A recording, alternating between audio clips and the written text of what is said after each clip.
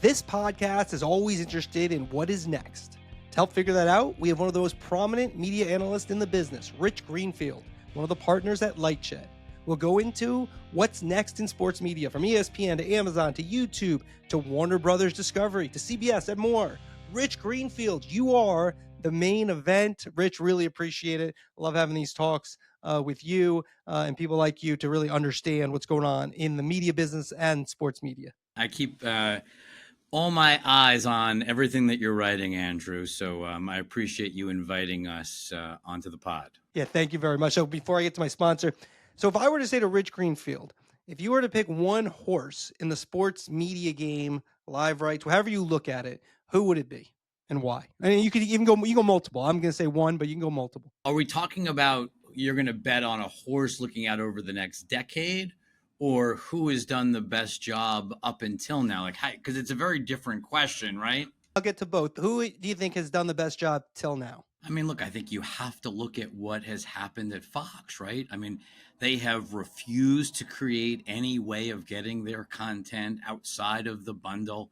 They haven't played around and lost money in streaming as everybody else has. They've stuck to what they do best, which is sort of keeping key sports and news rights. And I think that has led them to be in a very envious position. And look, Andrew, you look at all these stock prices.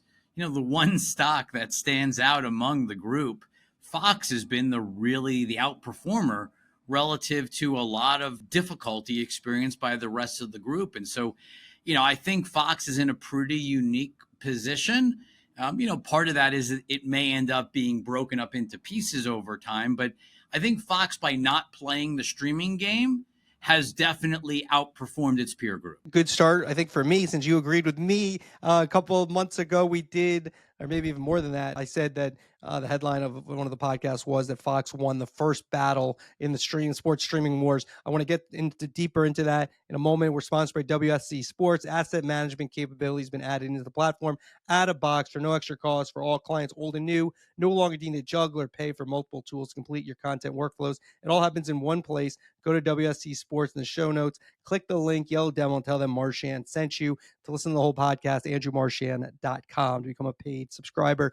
So on Fox, one of the reasons, to me, like you just said, that they won the first battle is they kind of just stayed out of it. There's that classic scene in war games where the computer says the only winning move is not to play the game, and it says funny game, right? I think that was sort of the joke, right? Is that you could get into the streaming wars, but these were companies that were not tech companies, that this was not their expertise. And a lot of them have spent a tremendous amount of money trying to build streaming services. Like, look at Peacock. Yeah.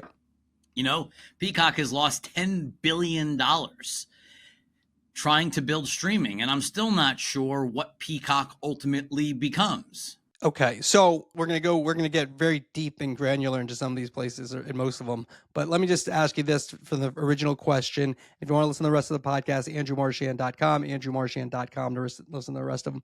The idea that Fox won this first battle. When I asked you, who do you think is best positioned now for the next decade? So let's go into 2036. That kind of lines up, even though NFL will opt out, but that kind of lines up with the NFL and NBA deals. Who's best positioned over the next decade?